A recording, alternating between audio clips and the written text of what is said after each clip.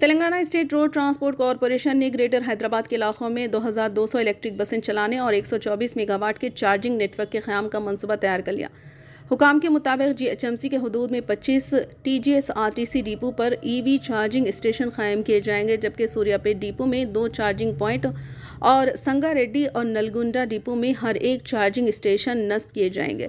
ان سہولت کو چلانے کے لیے کل بجلی کی ضرورت تقریباً 124 میگا واٹ تخمینہ کی گئی ہے۔ اس منصوبے کے عملی نفاذ کے لیے جمعرات کو TGSPDCL کے ہیڈ کوارٹر میں اعلیٰ سطحی اجلاس منعقد ہوا، جس میں چارجنگ اسٹیشن کے لیے بجلی کے کنیکشن اور ضروری انفراسٹرکچر کو حتمی شکل دی گئی۔ اجلاس میں بجلی کی لائٹیں بجھانے، سب اسٹیشن اور سوئچنگ اسٹیشن قائم کرنے کے اقدامات زیر بحث آئے۔ TGS RTC کے حکام نے لاجسٹک ضروریات بیان کی، جبکہ TGSPDCL کے انجینئرز نے بجلی کی بلا تعطل فراہمی کے تکنیکی پہلوؤں پر روشنی ڈالی۔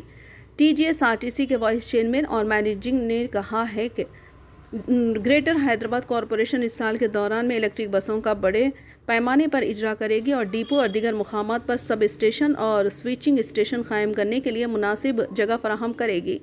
TGSPDCL کے MD چیئرمین نے حکم ہدایت دی ہے کہ وہ کئی درخواستوں کا جائزہ لیں، 1 فروری تک تفصیلی لاگت کے تخمینے تیار کریں اور فوری طور پر کام شروع کریں۔ انہوں نے کہا کہ یہ الیکٹرک موبلٹی حیدرآباد اقدام نظام کو مضبوط کرے گا اور شہر کے کاربن فٹ پرنٹ کو کم کرے گا۔ اس اجلاس میں TGS RTC TG TRANSC اور دیگر کے سینئر حکام بھی موجود تھے۔